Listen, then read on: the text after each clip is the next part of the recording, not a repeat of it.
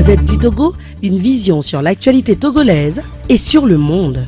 Sur la 97.1, Actu Débat qui reçoit pour vous ce matin Ildefonse Akpaki, directeur de publication du journal La Gazette du Golfe et directeur du journal en ligne La Gazette du Togo.com. Ildefonse Akpaki, bonjour. Bonjour Elie et bonjour à tous les auditeurs de Métropolis.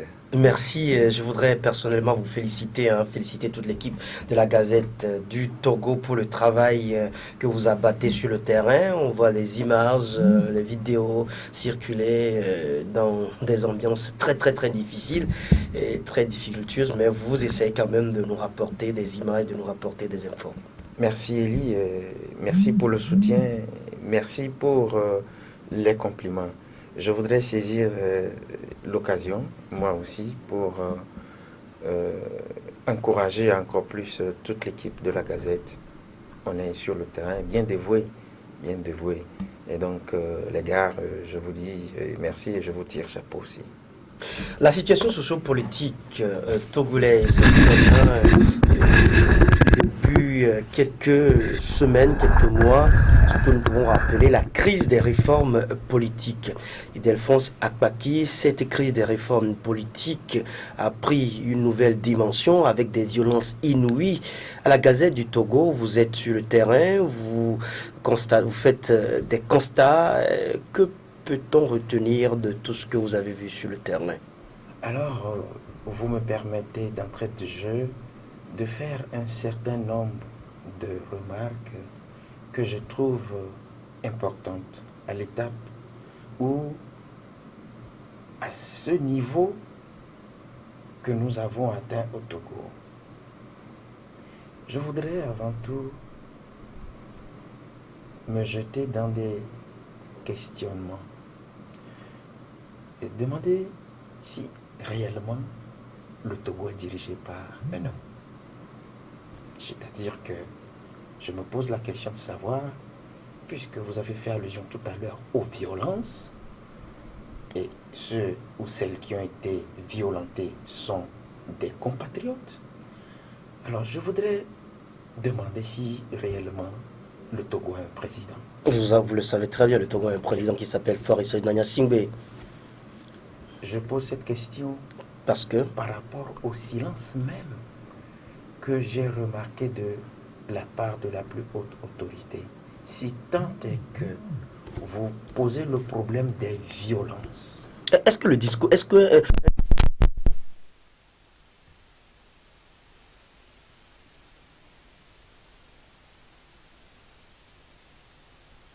Le problème de silence du chef de l'État togolais. Je ne suis pas dans cette posture, mais je suis dans la posture où, il y a quelques années, j'ai entendu M. Faure Gnassingbé dire solennellement à Atapamé, plus jamais ça au Togo.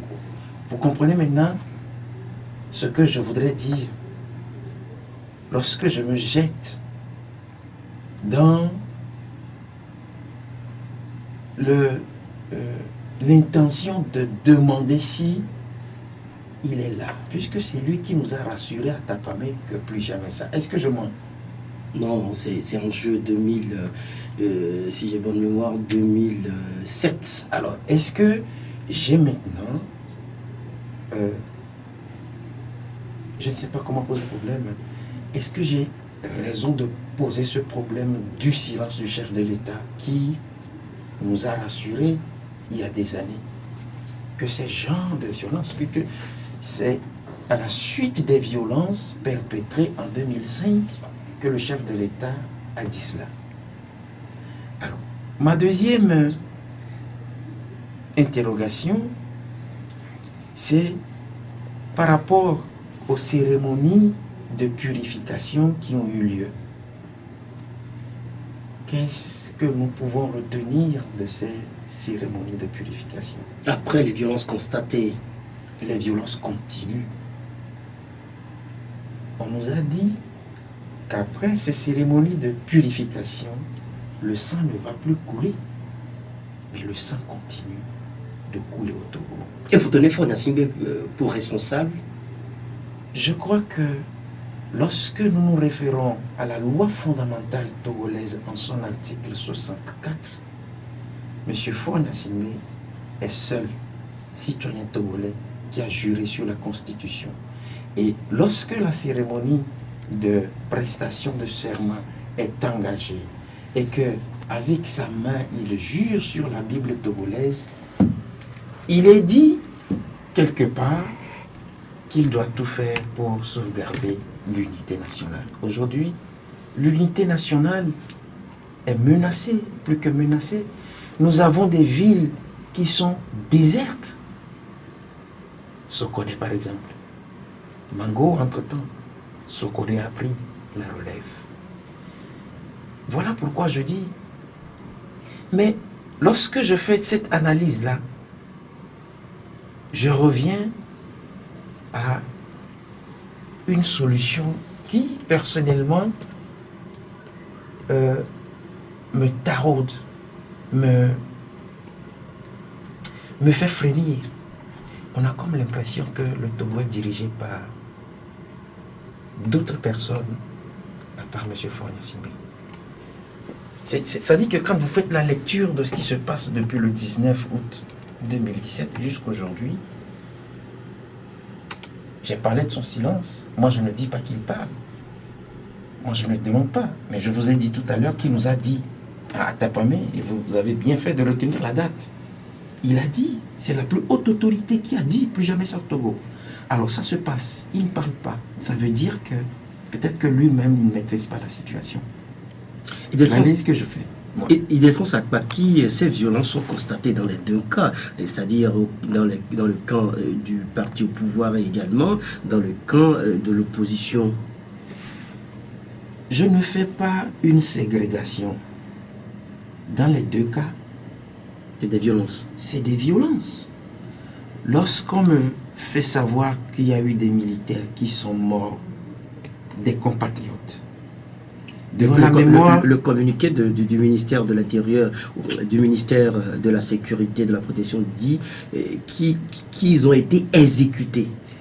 Devant la mémoire de qui je m'incline, je reviens toujours en disant ce corps dont les compatriotes appartiennent est un corps de l'armée togolaise. Ou bien, et pris comme tel, recherchons le premier responsable de ce corps.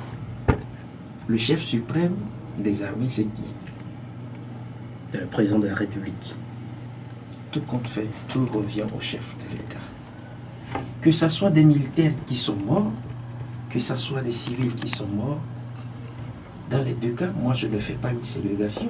Parce que ceux qui sont morts, qu'ils soient civils ou militaires, sont des citoyens. C'est ce que moi je déplore. Je l'ai toujours dit et je le dirai. Je le dirai. Lorsque des mineurs perdent comme ça la vie, à cause de quoi?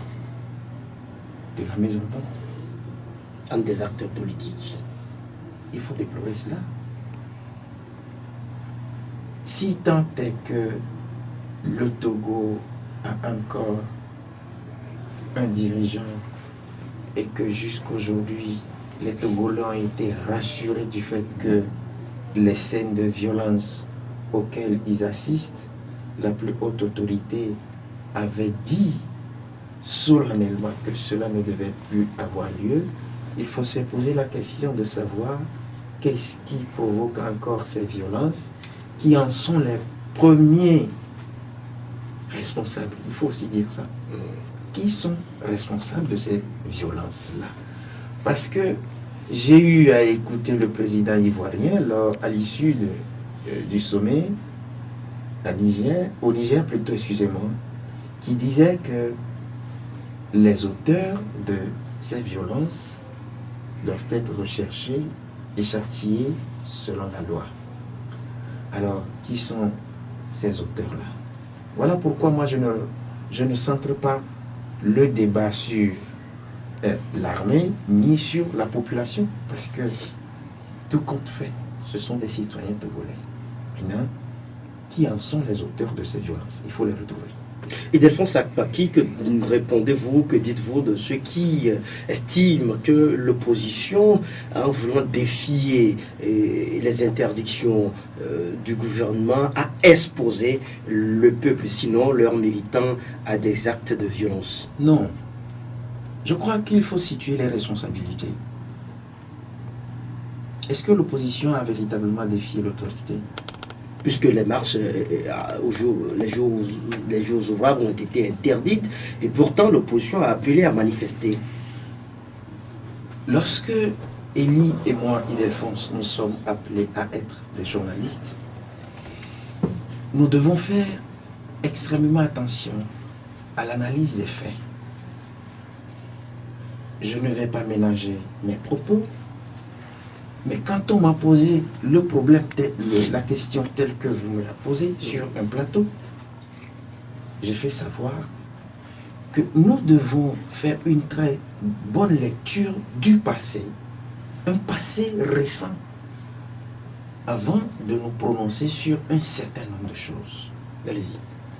Ne me dites pas que ces ministres qui interdisent les manifestations les jours ouvrables n'ont pas défilé dans les rues du pays. Ne me le dites pas. Et au lendemain, ils ont pris une décision. Non. Excusez-moi. Est-ce qu'ils l'ont fait? Ils l'ont fait. En vertu de quoi eux, ils l'ont fait? S'ils l'ont fait, et si on a pu mettre toute l'administration dans la rue, pas une fois, pas deux fois, pas trois fois, et qu'au terme de ces manifestations-là, on trouve que les autres ne doivent pas continuer par le faire. Et donc pour vous, c'est une décision politique pour empêcher l'opposition de manifester? Je suis très clair. C'est ça, un. Deux, mais est-ce qu'un communiqué d'un ministre ou une loi organique, cette loi-là peut supplanter une loi constitutionnelle? Normalement, la loi permet quand même qu'il y ait peut-être une interdiction provisoire pour pouvoir trouver, pour pouvoir s'entendre sur l'itinéraire ou s'entendre sur la date ou l'organisation de la marche. Mais l'interdiction systématique, c'est ce qui pose, c'est ce qui pose des interrogations. Ah bien là, si vous avez eu le temps de marcher, et qu'au terme même de ces manifestations ou bien de ces marches-là, j'ai vu des ministres qui ont pris des photos, qui ont partagé sur les réseaux sociaux. Si vous avez eu la chance de le faire, pourquoi vous empêchez les autres? Ils estiment ou ils justifient cette interdiction par le fait que ça immobilise le pays économiquement. Et de l'autre côté, ils parlent des violences faites par des manifestants des forces démocratiques sur les usagers de la route. Et ils ont donné un certain nombre de justificatifs. Non, vous savez, les ministres savent ce qu'ils sont en train de faire. Nous sommes sur un terrain purement politique. Et je les comprends d'ailleurs. Mais je voudrais que, autant que nous sommes, si tant est que on nous dit que tous les citoyens sont égaux devant la loi, je voudrais que les ministres en sont l'exemple. C'est tout ce que moi je dis. Je ne suis pas contre X, je ne suis pas contre Y. Si on interroge aujourd'hui l'histoire, on nous dira que toute l'administration était dans les rues, pas une fois, pas deux fois, un jour ouvrable. Et c'est juste après que le ministre Boukpessi a émis un avis sur... Moi, je crois d'ailleurs que le jour même, c'était une décision incongrue. Et il a compris. Parce qu'il ne peut pas être dans la rue un jour ouvrable, le matin, et que le soir, il prend un communiqué pour dire les autres ne feront pas. Et ce communiqué, ça vaut pour tous les partis politiques. Donc, lui, il a pris au moins... il a eu la chance de le faire le matin et il interdit cela aux autres le soir. C'est rigolo. Je trouve que nous sommes arrivés à un moment où nous devons nous comprendre, où nous devons faire abstraction de tout ce qui peut encore replonger le Togo dans les méandres de ces violences que nous constatons. Je suis malheureux que les mêmes ministres disent qu'il y a le calme dans le pays, mais les exactions continuent. à Sokodé. Vous avez les infos? Mais est-ce que vous savez que les gens fuient Sokodé? Je ne parle pas de ceux qui sont allés dans la forêt, ceux qui sont allés dans la brousse, mais je parle de ceux qui ont des parents dans la capitale togolaise. Et par des chemins détournés qui regagnent Lomé. J'ai eu au moins 2 personnes hier que je suis allé voir qui ont dit mais ça continue toujours. Des enlèvements continuent.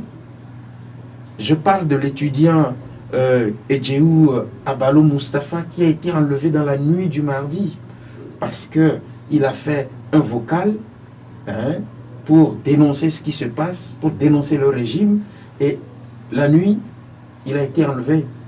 Jusqu'aujourd'hui, la famille cherche Mustafa Edjeou Abalo, on ne le retrouve pas. Je parle du cas de mon ami Vicente Kokoroko, qui a été enlevé et qui a été retrouvé après au service d'investigation. Ça continue toujours. J'ai pu lire au niveau des organisations de défense des droits de l'homme qui lui ont rendu visite à travers un certain nombre d'avocats qu'il a été torturé. Pourquoi? Je parle même de tout ce qui a été à l'origine de ces violences que nous constatons malheureusement aujourd'hui. Je ne mets pas de côté les menaces que nous recevons personnellement. Vous recevez des menaces? Pour certaines diffusions. Je n'en parle pas, mais seul Dieu est grand. Vous savez, j'ai toujours fait mon leitmotiv, cette assertion qui dit l'homme propose, Dieu dispose. Dieu dispose. On peut prendre la décision de faire tout ce qui se passe. Mais après, il n'y a que Dieu qui dira, il faut que ça se passe comme ça. Bien, Ildefonse Akpaki, la communauté internationale s'intéresse à la crise sociopolitique au Togo, la crise des réformes. La France appelle à un dialogue immédiat pour aboutir à des réformes politiques, demande à Lomé, et donc au pouvoir de Lomé, de respecter le droit de manifester. Nous sommes préoccupés par les rapports sur la présence d'hommes en Syrie aux côtés des forces de l'ordre pouvant s'apparenter à des milices, a indiqué Madame Agnès Romatet Espagne en condamnant les violences qui sont observé dans le pays. Madame Agnès Romatet Espagne a émis le vœu que le gouvernement togolais respecte le droit de manifester et les manifestations doivent s'exprimer de façon pacifique. Elle dit ceci: dans ce contexte, la France appelle à l'ouverture d'un dialogue immédiat qui doit mener aux réformes attendues, en particulier la révision de la Constitution prévoyant la limitation à 2 mandats présidentiels et l'instauration d'un scrutin présidentiel à 2 tours. Nous soutenons des initiatives régionales visant à établir le dialogue entre les différentes parties. C'est donc les propos de la porte-parole du Quai d'Orsay. Eh bien, elle parle donc du soutien à toute initiative régionale visant à établir le dialogue entre les différentes parties. Et là, on note donc que des chefs d'État de la CEDEAO s'activent donc à ce qu'une médiation ou à ce qu'un dialogue puisse être mené très rapidement entre les acteurs politiques togolais. Ouattara dit il faut des négociations qui doivent aboutir à la modification constitutionnelle qui a été déjà engagée par le gouvernement togolais. Peut-on donc comprendre aujourd'hui, Ildefonse Akpaki, que le Togo n'est pas dans une crise de sans réforme, mais d'insuffisance de réforme? Avant de répondre à votre question, vous avez fait lecture d'un passage sur lequel nous devons un tout petit peu revenir. Et je vous l'accorde. La présence d'hommes en civil aux côtés des forces de l'ordre. Je voudrais, parce que j'ai eu à entendre le ministre de la Sécurité qui s'est prononcé là-dessus, et j'ai vu la réaction de certains confrères qui étaient à la conférence de presse, qui ont réagi. Quand j'ai écouté le ministre de la Sécurité dire que ce sont des groupes organisés, qui sont organisés pour défendre leur quartier. Pour défendre leur communauté, pour défendre leur quartier. je trouve que ces propos du ministre sont extrêmement graves parce que ces individus ont violé des domiciles. J'ai été témoin à Tikoumé de certaines scènes qui me sont restées à la mémoire, qui ont escaladé les murs, qui sont rentrés, qui ont tabassé les gens, qui ont mis à sac la chambre des compatriotes. Alors, c'est quoi ces groupes organisés? Ils appartiennent à quelle unité qui sème la terreur au sein des populations? Si le document envoyé par la France a pu relever cela, puisque nous étions sur le terrain, nous l'avons constaté, il faudrait aujourd'hui qu'on sache quel type d'unité appartient ces gens-là, ces individus-là, qui nous ont dit même, filmez-nous bien, filmez-nous bien. Et vous le disiez? Quels sont ces individus-là qui, reconnus par l'État, parce que je prends au mot le ministre de la Sécurité, des groupes organisés qui se sont cagoulés, qui n'ont pas voulu qu'on les voie. Qui sont ces individus qui étaient munis de coupe-coupe, de massues, de pioches, de gourdins, et qui étaient à bord de véhicules de luxe qui circulaient dans la capitale et à l'intérieur. Et la question que je me suis posée en tant que journaliste, quand j'ai écouté les propos du ministre de la Sécurité, et j'ai vu les actes posés par ces individus-là, je me suis posé la question de savoir si les armes de maintien de l'ordre, parce qu'on nous dira qu'ils sont en train de faire le maintien de l'ordre, si ces armes que détenaient ces individus-là étaient contenues dans les armes conventionnelles de maintien de l'ordre. Coupe-coupe, non. Massue, non. Pioche, non. Et toutes les autres armes blanches que ces individus avaient. Lorsque nous parlons de violence, alors, je vous informe que devant moi, ces scènes-là se sont produites et moi, j'ai amené des compatriotes à l'hôpital. J'ai vu comment ils ont été tabassés par ces individus dont parle le ministre de la Sécurité. Et donc, aujourd'hui, que la France ou bien que la communauté internationale essaie de rechercher les auteurs, il suffit juste qu'on prenne les bandes audio de nos autorités, on va les retrouver. Parce que j'ai écouté M. Christophe Tchao aussi sur BBC dire que ce sont leurs jeunes. C'est-à-dire les jeunes du parti au pouvoir. Nous n'arrivons pas à maîtriser nos jeunes. Nous n'arrivons pas à maîtriser nos jeunes. Quand le confrère lui a posé la question, alors, ces individus qui agissent comme ça, ils sont qui? Le pouvoir estime également que dans l'opposition, il y a des milices. C'est une milice de l'opposition. C'est le pouvoir qui parle. Voilà pourquoi je voudrais qu'on fasse la part des choses. Comme l'a dit le président ivoirien, qu'on essaie de rechercher. Si aujourd'hui, quelqu'un a pu faire un audio et l'a balancé sur les réseaux sociaux et on est arrivé à lui mettre la main dessus, ce qui veut dire que le gouvernement possède un certain nombre de matériel, un certain nombre de choses qui peuvent l'aider à rechercher tous ceux-là que nous appelons milices des deux camps. Si tant est que vous me dites tout à l'heure que le gouvernement a aussi dit que l'opposition a des milices, c'est très facile. Parce que nous avons vu des gens qui ont circulé à Lomé à bord de véhicules de luxe. Ça, c'est vu de tout le monde.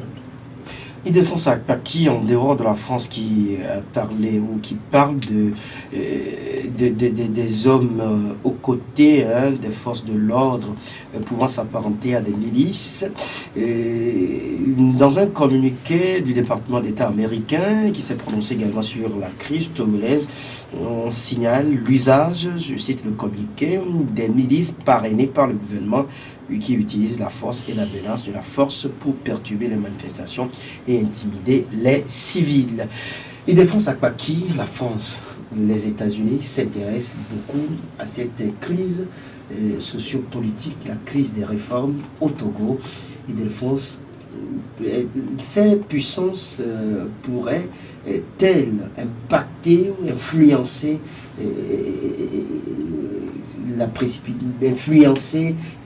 la faisabilité de ces réformes? Vous savez que en tant que citoyen togolais, là je m'exprime en tant que citoyen togolais, excusez-moi de le faire comme ça. J'ai été très courroucé par ces communiqués qui fusent de la communauté internationale. Vous savez pourquoi? Pourquoi la communauté internationale n'a-t-elle pas eu le courage de faire pression sur les acteurs politiques pour que, depuis le 20 août 2006, où l'accord a été signé, que ces réformes-là ne soient pas faites jusqu'aujourd'hui? Pourquoi la communauté internationale ne l'a pas fait? En dehors, vous voulez me dire qu'en dehors de l'APG, qu'on ouvre encore d'autres dialogues qui vont déboucher encore sur des accords? Vous êtes contre ces dialogues? Est-ce que le dernier accord, les termes du dernier accord ont été pris en compte? Est-ce que les réformes ont été faites? Il est possible que dans un dialogue, c'est le dialogue précédent ou le dernier dialogue, si vous parlez de l'APG, puisse être revu, puisse être remis sur tapis. Oui, mais combien de fois, excusez-moi, l'opposition a fait des propositions de loi pour ces réformes-là? Combien de fois? Combien de fois le chef de file de l'opposition a écrit au chef de l'État par rapport à ces réformes? Moi, je suis un tout petit peu gêné quand vous me dites il y a l'accord. Est-ce que tout ce qui a été fait dans l'accord, l'APG, tout ce qui a été mis sur papier a été mis en œuvre pour qu'on ouvre encore d'autres dialogues qui vont aboutir à quoi? Parce qu'on se rend compte que deux parties sont en présence et puis on se rend compte que la partie qui a la force, et quand je parle de force, je parle très bien de force brutale. Et force légale? Non, brutale. Parce que... Puisqu'ils agissent au nom de l'État. Vous savez que dans ces genres de manifestations, il y a eu des compatriotes qui ont reçu des balles réelles dans le corps et qui sont morts. Qu'est-ce qui a donné l'autorisation à l'armée de sortir? C'est qui?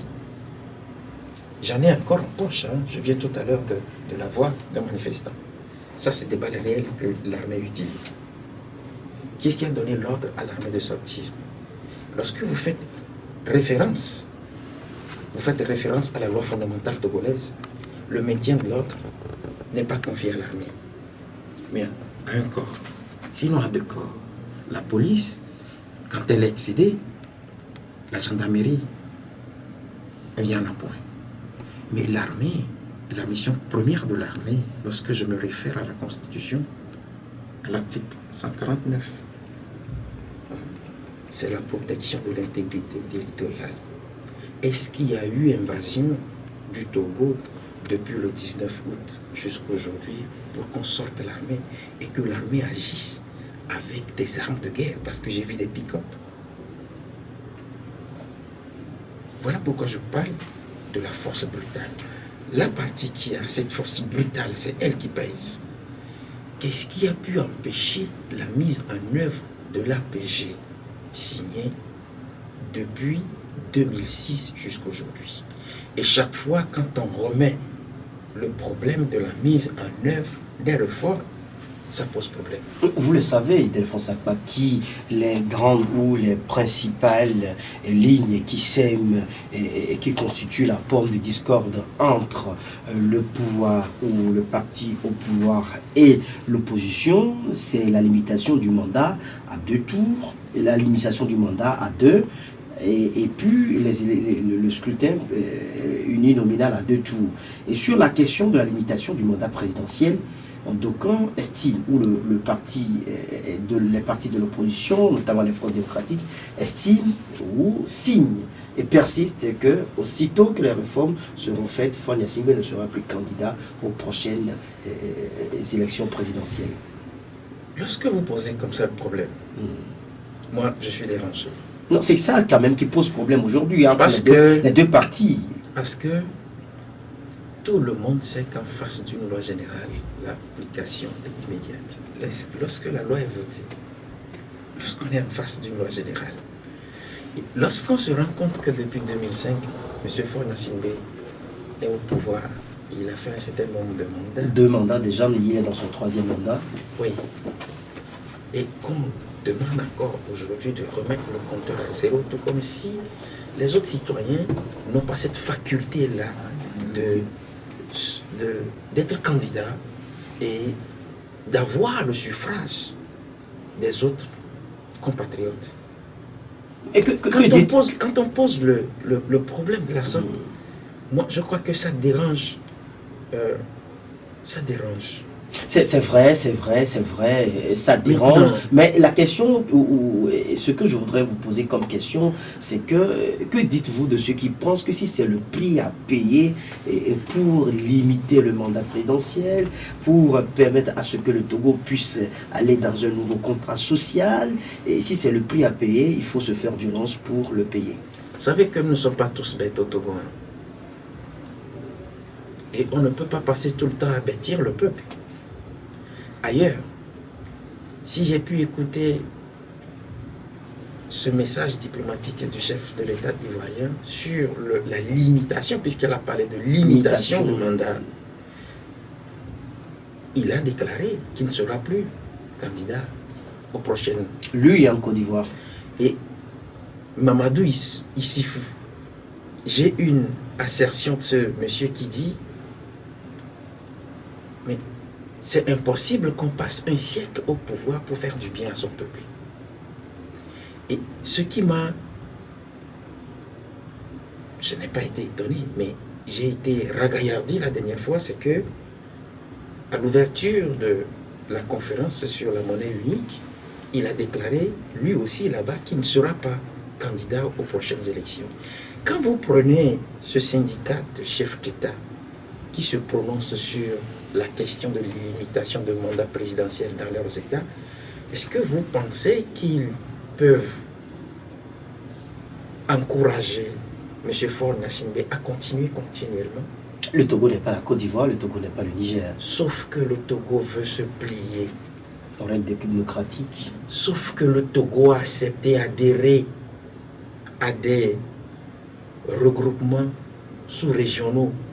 Et lorsque vous adhérez à ces regroupements sous-régionaux, il y a des principes qu'il faut adopter. Lorsque nous parlons du protocole additionnel de la CEDEAO, il y a ces principes qui demandent à ce que un certain nombre de respect soit accordé aux lois tant nationales que sous-régionales. C'est de cela qu'il est question. Vous ne pouvez pas dire que vous êtes démocrate et que vous allez vous afficher comme un monarque. Alors que quand on prend la constitution de votre État, il est dit à l'article 1er que c'est une république. Comment voulez-vous que dans tout cela, là, que ces messieurs acceptent? C'est une question de bon sens. Hein? Je suis démocrate, mais je ne veux pas respecter la loi de mon pays. Ça, c'est une remarque que j'ai faite. Mais maintenant, la question que je me pose depuis qu'il y a eu ce problème de essayer de limiter le mandat présidentiel, j'ai toujours posé la question à ceux que j'ai en face de moi. Donc, les premiers responsables de UNIR et le dernier militant de UNIR pensent aujourd'hui que feu le général Eyadema a été bête d'appeler ces militants du RPT à l'époque pour voter oui pour la Constitution, dont le verrou a été sauté en 2002. Il était bête. Pourquoi la Constitution de 1992 contenait cette formule-là et qu'elle a été sautée? Tout ce que le peuple togolais, dans sa grande majorité, demande aujourd'hui, c'est rien du tout. C'est comme cette Alsacien-là de mon village qui dit, là où vous êtes passé là pour aller dans l'arbre, prenez le même chemin pour revenir. C'est tout ce qu'on demande. Et peut-être que vous parlez du retour à la Constitution de 1992 en donnant cet adage de votre village. Je me suis appesanti sur tout ce que j'ai vu, tout ce que je continue de voir dans notre pays. Avant, on ne parlait que des manifestations dans la capitale, Lomé. Mais je me rends compte que depuis le 19 août jusqu'à aujourd'hui, les manifestations pour le retour à la Constitution de 1992 a envahi toutes les villes. Que dites-vous des propos de certains leaders politiques du parti au pouvoir et qui estiment que les manifestations de ces derniers mois ont pris des allures extrémistes? Je ne sais pas ce qu'ils mettent dans l'extrémisme. Je ne sais pas trop, parce que je ne suis pas dans la mémoire de ces messieurs et dames. Mais je sais que,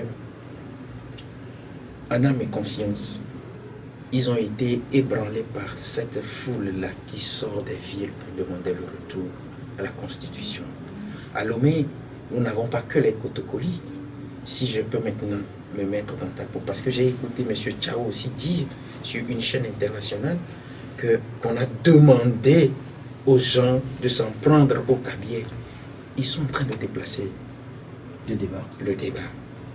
Parce que ceux qui demandent la Constitution de 1992 ne sont pas seulement des Kotokoli. J'ai vu des gens à Lomé qui ne sont pas Kotokoli, qui ont marché.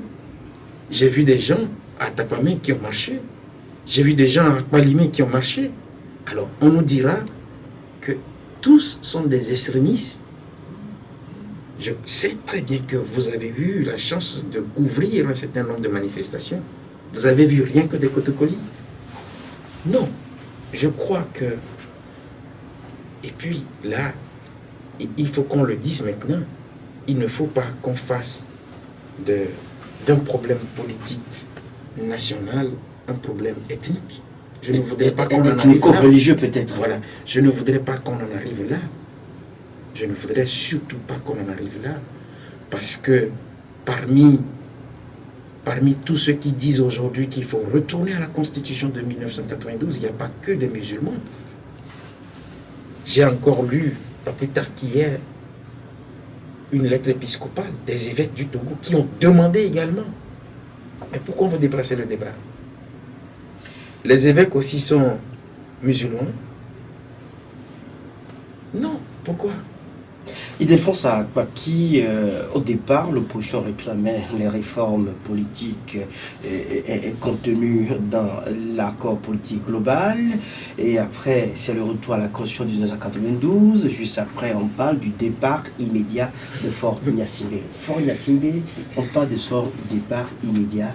Est-ce que c'est si réaliste ou c'est si facile? Je ne suis pas politicien, mais je fais juste l'analyse de ce que, lorsqu'un peuple est poussé à bout, il est possible on en arrive là. Lorsqu'un peuple est poussé à bout, on en arrive là. À l'entame de l'émission, j'ai jeté un certain nombre de questions. Je vous ai demandé si réellement le Togo est encore dirigé par un chef d'État, si le Togo est dirigé par un chef d'État. Quand vous m'avez dit oui, c'est M. Faure Gnassingbé, je vous ai posé une question. M. Faure Gnassingbé nous a dit à Tapamé plus jamais ça au Togo. Qu'est-ce qui fait encore qu'il y a encore des violences? Quand ces ministres disent, parce que là, il faut faire l'analyse, le chef de l'État qui se mue dans un silence, qui ne dit pas son nom, peut-être complice ou coupable, ou alors c'est pas lui qui dirige le pays. Quand ces ministres disent, ce sont des groupes organisés, quand ces ministres disent, il y a des violences par ici, quand on sort l'armée, parce que tous les témoignages qu'on a vus, surtout à Bay, à Sokodé, à Bafilo, à Paratao, à Mango, on a toujours un mot à la bouche. Les soldats. Je t'ai posé la question tout à l'heure. Qui est maître de ces hommes en uniforme qui sortent? J'ai pu écouter les gens de Bay qui m'ont dit, j'étais dans ma chambre, ils sont venus. Ils ont même tiré des gaz lacrymogènes dans des chambres pour étouffer les gens. Il est là, il écoute tout cela. Mais le comble, c'est que c'est la communauté internationale qui parle du Togo. Qui dit, mais il y a des bandes organisées, non pas des bandes organisées, des individus qui opèrent.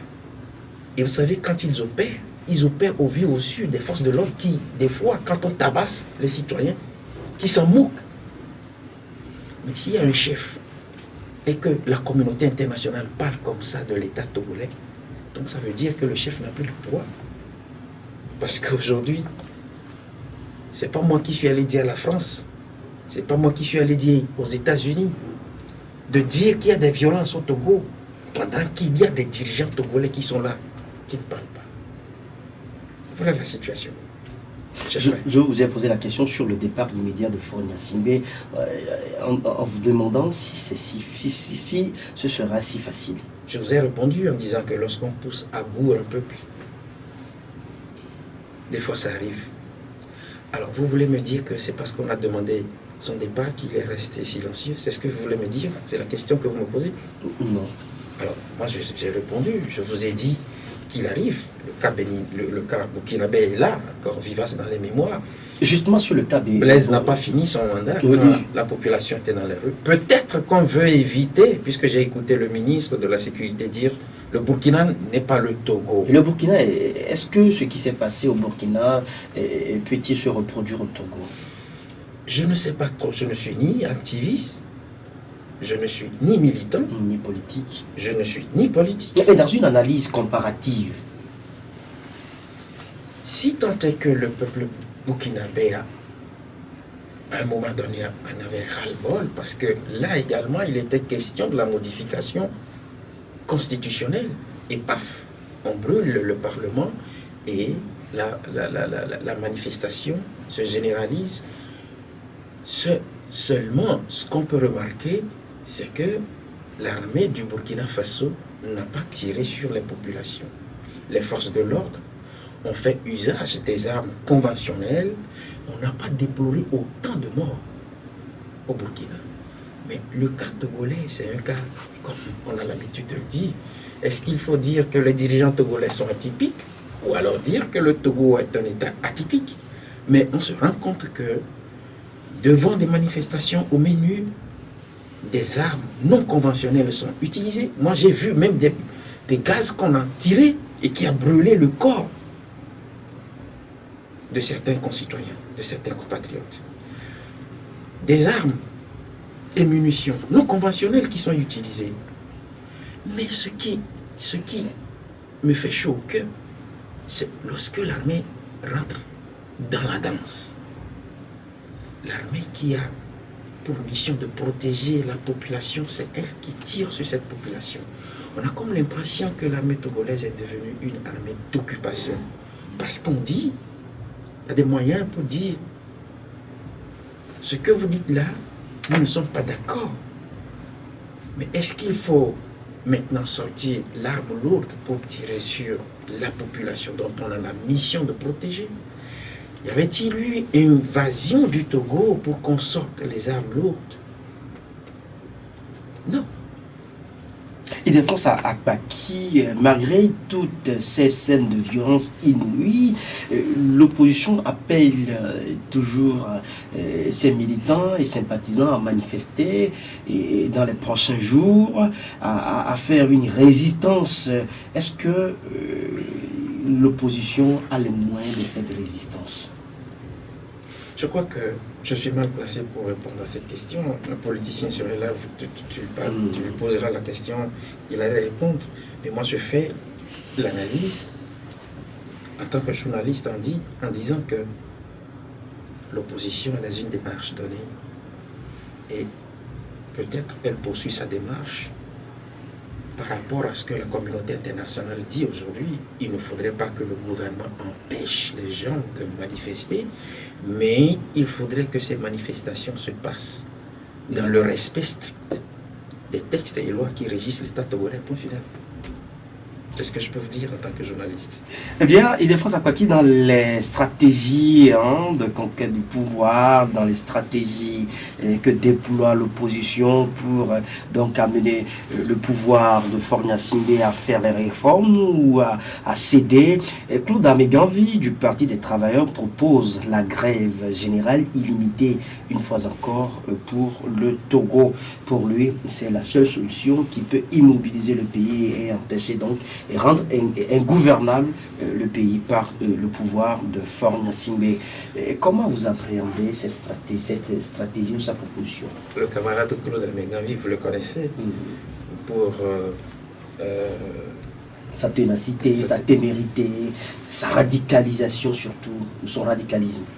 Je crois que s'il a eu le courage de le dire, s'il a eu le courage de proposer cette initiative, il revient au camarade Claude Ameganvi de voir comment ça peut se faire. Mais cette grève générale illimitée en 91, selon certains analystes, a eu des impacts très négatifs sur le pays, surtout sur le plan socio-économique. Oui, mais ce que je peux répondre par rapport à cela, c'est que il n'y a pas seulement eu cette grève qui a paralysé le pays. Il y a eu des dépenses faramineuses qui ont été faites également. Vous savez que lorsqu'on me parle de la grève générale illimitée, qui a dit c'était illimité, mais qui a duré 9 mois, je crois bien, si j'ai encore une mémoire qui m'est fidèle, je reconnais honnêtement que à cette époque-là, tout a été mis en veilleuse. Tout ça, je le reconnais. Parce que la grève a été suivie, et c'est quand les compatriotes étaient essoufflés un tout petit peu que le pouvoir a pu reprendre la main. S'il faut aller encore en grève, il faut voir comment ça se fera. Il faut le voir avec certaines sommités. Mais moi, je ne serai là qu'à constater en tant que journaliste tout ce qui sera posé comme acte et fait.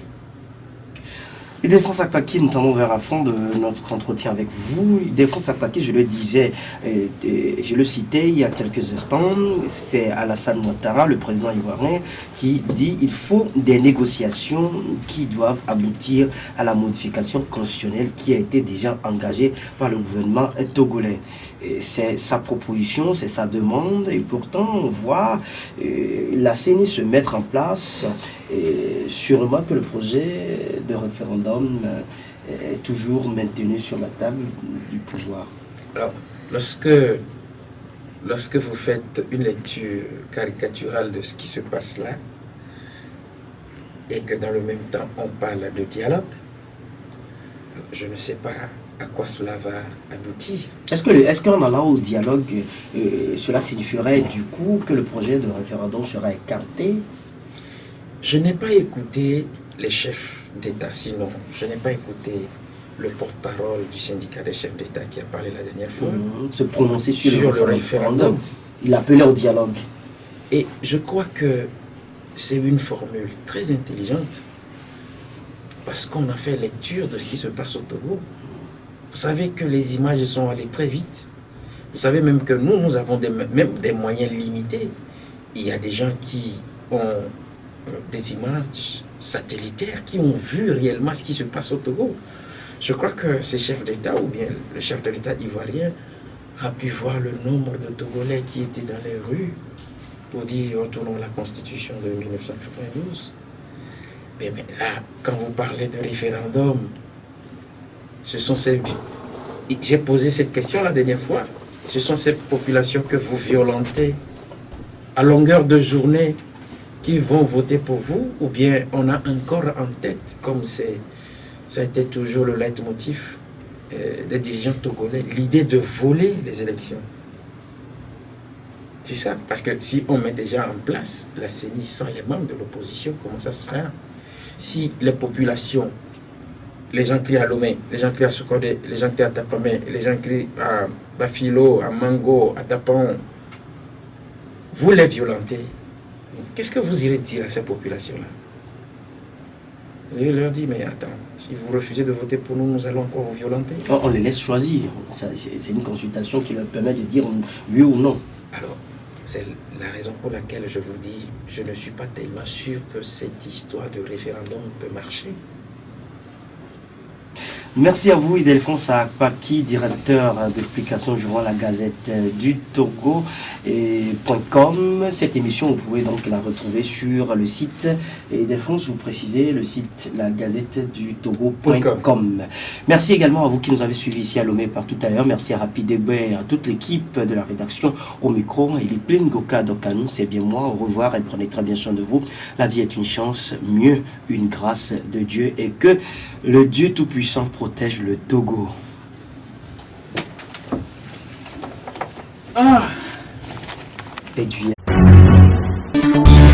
La Gazette du Togo, une vision sur l'actualité togolaise et sur le monde. Rejoignez-nous sur le www.lagazettedutogo.com ou sur nos comptes Facebook, Twitter et YouTube. Pour tout contact, écrivez à contact@lagazettedutogo.com ou appelez le 92 80 88 53. La Gazette du Togo, c'est l'information en continu.